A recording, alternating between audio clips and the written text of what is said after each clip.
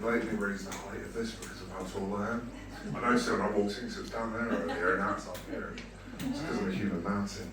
Believe it or not, though, you're talking about dance. I actually have national awards in ballroom, Latin American, ballet, modern stage. But I bugged my knee when I was 14, so my dream of going to Liverpool Institute of Performing Arts was over.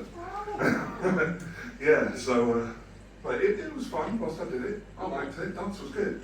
By the way, I have no idea what I'm talking about tonight. Like, to be fair, I forgot about this until like 2 days ago. Because I put it in my calendar, and the problem with putting it in the calendar is I only look about 2 days ahead. So like 2 days ago, I went, apparently I'm performing somewhere. I was like, well, I'm going to sound, and I was like, it's only 5 minutes, you can come on in 5 minutes. And so my ADHD brain was like, yeah, we got this. But then the schizophrenia came in and was like, I'm going to screw with you the whole way through. So I'm audiphrenic. And I'm also 10 years sober this year. And I did some stuff in the last 10 years. But most recently, I took all the stuff I did working on my own. And in January, I launched NeuroHub Community, which is like we run an online community for like over 300 neurodivergent adults. We do family support work, we do one-to-one peer mentoring, we do mindfulness stuff. We also do research consultancy. I've published 2 academic papers actually on autism and substance use. And then, because I have a problem, I've written like 8 books in 4 years. And people are genuinely getting worried about my addiction to writing books. There's going to be an intervention at some point. It'll be fine though. But no, NeuroHub Community, you know, we do a lot of stuff, and it's kind of because there's a power when you bring neurodivergent people together. You know, so many of us all the time, we feel isolated, cut off, kind of pushed to the margins. And I think events like this, they're great because we're all in the same room. There's power in that room because we're together, we're celebrating something. We're refusing to be ashamed of who we are. And that's what Pride is really, and I say that because it's Autistic Pride Month, as much as it's Pride Month in general. You know, Pride is that refusal to be ashamed of who we are. And so, at NeuroHub Community, we operate under this idea of an ecology of experience. So, we kind of look at the world we live in as an ecosystem, because humans, we're animals like everything else on the planet that's an animal, I guess. I'm pretty sure I'm not related to trees, but probably. Wouldn't surprise me. But, you know, we live in this ecosystem of these complex intersecting environments and experiences. You know, and then there's what's going on in our body that we just can't escape. It's the environment we have to live in all the time. And so we kind of operate at NeuroHub under this idea that you can't fix the whole system all at once, but you can kind of do ecological conservation to different environments within that ecosystem to create safe spaces, to create a place where neurodivergent people can thrive. And so, for example, in August, I've got some leaflets, by the way, and some books to sell.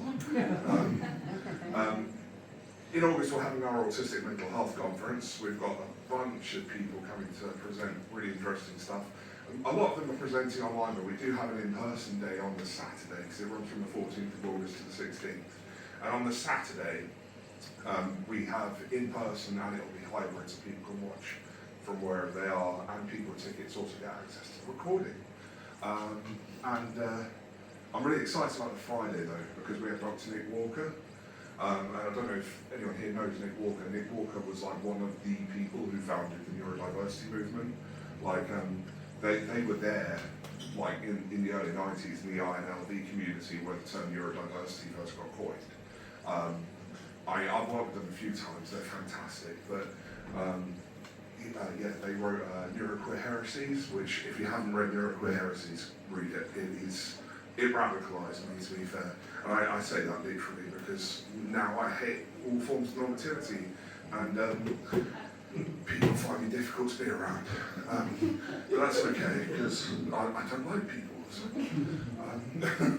But no, you know, this is the kind of stuff we get into at NeuroHub. You know, we want to dig into kind of the philosophy of what it is to be neurodivergent. We want to kind of understand the intricate workings, but then try and find a way to explain it simply. Like, what I do is every complex thing we come up with, I try and explain it to my 3-year-old. If he walks off in under a minute, I've not done it right.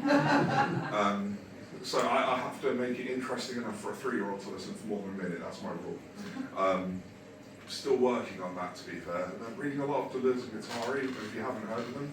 They were these philosophers in France who decided they didn't really like Freud's ideas for psychoanalysis. So they came up with something called schizoanalysis, which is literally what it sounds like. It's basically how to think like a schizophrenic. And I was like, I've got this. It's like, I'm ready for this. I was like, someone finally invented a framework I could work with. But the problem is, the more I read, the more I realise they didn't really know what they were talking about. Thanks for bearing with me. I'm really just following the tangents. This is what happens when I talk, because I hate following scripts. I guess the highlights are, check out NeuroHub Community. It's a place for all neurodivergent adults. I think you'll enjoy it. Well, everyone else seems to. I haven't had any, I've had a few complaints because the platform we use sends a lot of emails, and people seem to think we have control over that. And I'm like, we don't have control over that. Like, you know, it's a problem. But you know, it's cool. But yeah, no, neurohubcommunity.org. Check out, we're doing too much stuff. There's way too much stuff. Actually, including me, there's actually only 3 paid members of staff. But the amount we're doing, it makes us look like we're some multinational corporation. We're not. We're 3 people who really need to go to sleep at some point now. Yeah, exactly. I'll sleep when I'm dead. It would be cool to see some people at the conference. In fact, we probably still have some speaker spaces if anyone's looking for one. Come check out my books. I've got a few. I've got the Restoring Autism workbook we wrote, which goes with the Restoring Autism video course we wrote, because after we wrote like 27,000 words for the workbook, we thought, you know, it'd be fun. Let's write another 30,000 for a video script. But we didn't use the book, we wrote a fresh 30,000 words. Just the same thing written in a different way. And I look at it quite regularly and I'm like, why did we do that? Like the other person I worked with, no one's heard from her in like months since we did that, and I'm like, I think we pushed it too far. But no, I've got some books over there, Guide to Autism and Psychosis, the workbook. I've also got my other book, The Little Book of Madness, where I try to kind of smush pride and neurodiversity together and see what happens. I kind of saw it the same way as, like, you know, when you're a kid and you're left alone in like the school, how you start just mixing stuff to see what catches fire. I kind of like doing that, it's fun. But I've been assured that setting fires is not okay, so I have to do it with philosophy books now. Anyway, I've been off on enough tangents now, thank you for listening.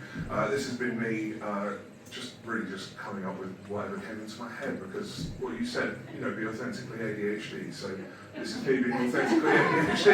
But thank you.